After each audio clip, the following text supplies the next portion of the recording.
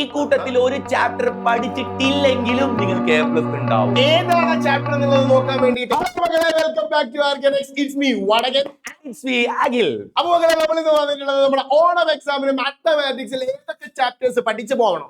പഠിക്കുക മാത്രമല്ല ഓരോ ചാപ്റ്ററിൽ നിന്നും എത്ര മാർക്കിനാണ് പരീക്ഷയ്ക്ക് ക്വസ്റ്റ്യൻസ് വരുന്നതും കൂടെ നമുക്ക് നോക്കണം. അതുപോലെ തന്നെ കഴിഞ്ഞ വർഷം ഓണം എക്സാമിന് ഏതൊക്കെ ചാപ്റ്റേഴ്സിൽ നിന്നും എത്ര ക്വസ്റ്റ്യൻസ് ആണ് വന്നത് എന്നുള്ളത് നമുക്ക് നോക്കണം. അതെ, പിന്നെ ഒരു സ്പെഷ്യൽ സർപ്രൈസ് കൂടെ ഉണ്ട്.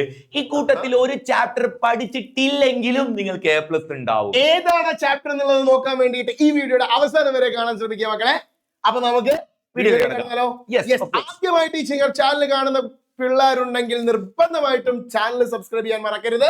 അപ്പൊ നമുക്ക് ചാപ്റ്ററിലേക്ക് കടക്കാം.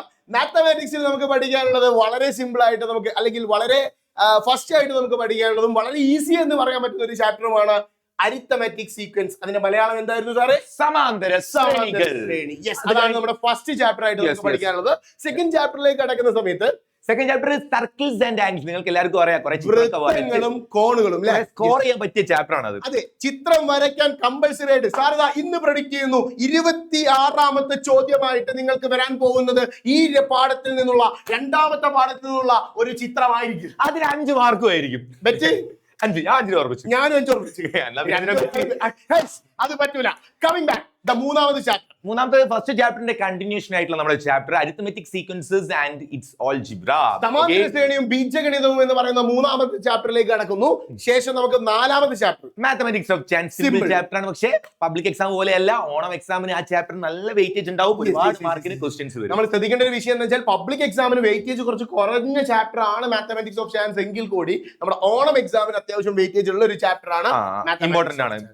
അഞ്ചാമത്തെ ചാപ്റ്ററിലേക്ക് കടക്കുമ്പോൾ സെക്കൻഡ് ഡിഗ്രി ഇക്വേഷൻസ് അഥവാ രണ്ടാം സമവാക്യം. യെസ്, ഈ പറയുന്ന ചാപ്റ്റർ കുറച്ചും കൂടി വെയിറ്റേജ് കുറവാണ്. നമ്മുടെ മെയിൻ എക്സാമിന് ഇതിന് 4 മാർക്കേ വെയിറ്റേജ് ഉള്ളൂ എന്നുള്ളത് മറ്റൊരു സത്യമാണ്.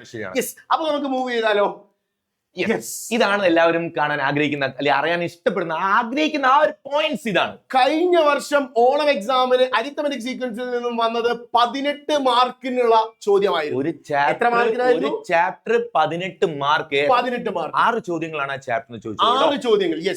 പക്ഷെ ഞാൻ ഒരു കാര്യം കേട്ടോ സാറേ, നമ്മൾ സാധാരണ പഠിക്കുമ്പോഴേ ഈ ചാപ്റ്ററിന്റെ കൂടെ കണക്ട് ചെയ്തുകൊണ്ടല്ലേ ഇത് പഠിക്കുക. അപ്പൊ ഈ 2 ചാപ്റ്റർ നമുക്ക് ശരിക്കും ഒന്നായിട്ട് വേണമെങ്കിൽ പഠിക്കാം. 36 മാർക്ക് ഈ അരിത്തമെറ്റിക് സീക്വൻസ് അല്ല വൃത്തിക്ക് പഠിച്ചാൽ 36 മാർക്ക്. അരിത്തമെറ്റിക് സീക്വൻസ് പഠിച്ചോ 36 നിങ്ങളുടെ പോക്കറ്റ് കിടക്കണം.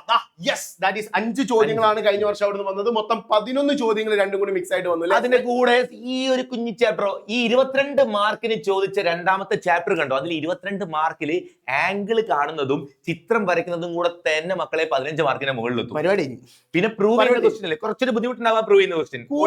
ബുദ്ധിമുട്ടുണ്ടാവുന്നത് പ്രൂവ് ദാറ്റ് ആണ്. അതിനുള്ള ടെക്നിക്സും ഉഡായിപ്പുമായിട്ട് അഖിൽ സാർ വരുന്നതായിരിക്കും. തീർച്ചയായും. അപ്പൊ നമ്മുടെ 7 ക്വസ്റ്റ്യൻസ് വരുന്നത് സർക്കിൾസ് ആൻഡ് ആംഗിൾസ് എന്ന് പറയുന്ന ചാപ്റ്ററിനാണ്. എന്നാൽ 14 മാർക്കിന് ക്വസ്റ്റ്യൻസ് വരുന്ന ഒരു ചാപ്റ്റർ ആണ്. ഞങ്ങൾ നേരത്തെ പറഞ്ഞു നോട്ട് ചെയ്യാൻ പറഞ്ഞത് 14 മാർക്ക് ഓണം എക്സാമിന് ആ ചാപ്റ്ററിന് വരുന്നുണ്ട്. ശരിക്കും മെയിൻ എക്സാമിലേക്ക് വരുമ്പോൾ 5 മാർക്ക് 6 മാർക്കിന് ഒരു റേഞ്ച് വരുന്ന സാധനമാണെങ്കിൽ കൂടി 14 മാർക്ക് ഈ ഒരു ഓണം എക്സാമിലേക്ക് വരുമ്പോൾ അതിന് 14 മാർക്കോളം വന്നു അല്ലെ. യെസ്, അടുത്തതായിട്ട് അതിൽ നിന്നും 5 ക്വസ്റ്റ്യൻസ് ആണ് വന്നത്. ഇനി നമ്മൾ നേരത്തെ പറഞ്ഞ ബിഗ് സർപ്രൈസ് പൊളിക്കാൻ പോവാണ് മക്കളെ. ഇതാ നമ്മൾ അവസാനത്തെ ചാപ്റ്റർ ആയിട്ടുള്ള 5ാമത്തെ ചാപ്റ്റർ ആയിട്ടുള്ള സെക്കൻഡ് ഡിഗ്രി ഇക്വേഷനും വെറും 8 മാർക്കിനാണ് കഴിഞ്ഞ ഓണം എക്സാമിന് വന്നത്. ഇപ്രാവശ്യം അത്രയും വരില്ല, അതിലും കുറഞ്ഞ മാർക്കിന് എക്സാം കുറച്ചും കൂടി ഒന്ന് പിറകോട്ട് വന്നതുകൊണ്ട് തന്നെ ആ ഒരു ചാപ്റ്ററിൽ നിന്നും നിങ്ങൾക്ക് ചോദിക്കാവുന്ന മാർക്കിന്റെ ഒരു ക്വാണ്ടിറ്റി കുറച്ചുകൂടി